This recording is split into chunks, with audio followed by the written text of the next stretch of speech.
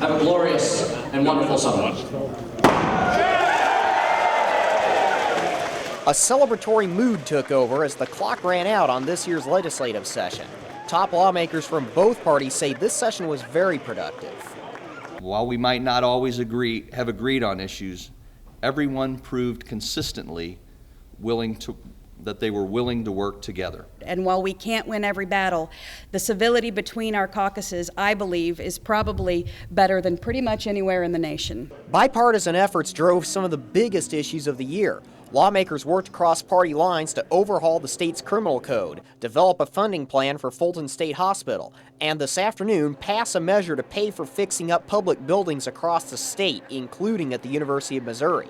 But this year's veto override on an income tax cut hung heavily over both parties. This session was highlighted by an historic veto override of historic tax reduction and reform legislation that will finally allow Missouri families and businesses to keep more of their hard-earned dollars. When are the children in this state going to become the priority over tax cuts for millionaires? And Democrats say they are still waiting for a Medicaid expansion plan. At some point, this is just going to happen, and it's about time that we stop pretending that it's not and playing these political games.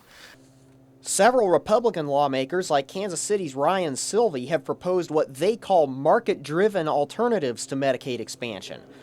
But John Deal, who likely will succeed Jones as Speaker next year, says those proposals likely will not get far. I don't think the financial urgency to do that is going to be there so long as the federal government keeps extending DISH.